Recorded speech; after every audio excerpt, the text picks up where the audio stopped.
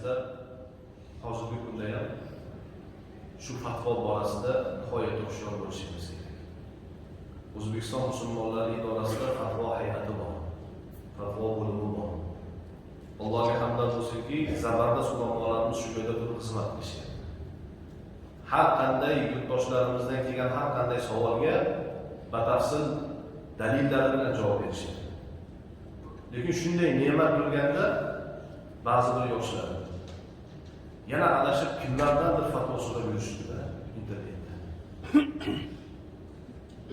Sodiq Samarqandiy bo'lsin, Abdulla Zufar bo'lsin, Falon Bismadoniy bo'lsin, shulardan masala so'rashyapti.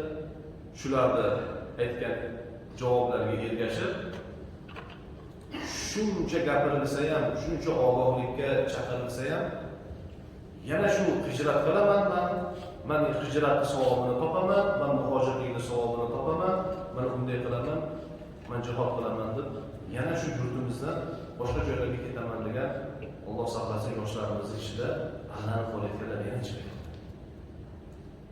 Bu masala qanchalar aytildi. Bundan xulosa chiqarishimiz kerak. Bir tasavvur qiling, 20 yil, 25 yil ko'zingizni qorachig'iday asrab, hamma shart-sharoitini qilib ulg'aytirgan farzandingiz shunday sizni tashlab ketib qolsa, kimnidir gapiga ergash, qanaqangi holat bo'ladi?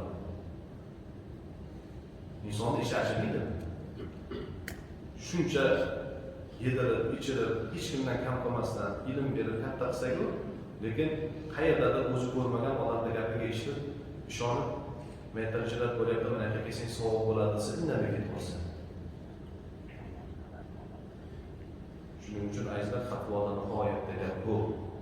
Fatvoni bergan muftiylarimiz hamma narsani hisobga olib, har bir xonadonda, har bir yurtda tinchligini, xotirjamligini hisobga olib fatvo berishadi. Shuning uchun bu narsada ehtiyot bo'lishimiz kerak va fatvo berilyaptimi, o'sha fatvoni bergan olim ulamolarimizni albatta mahkam tutib, o'shalarning inshaalloh kerak ko'rsatmalariga amal qiladigan bo'lsak, ikki dunyoda kam bo'lmaydi.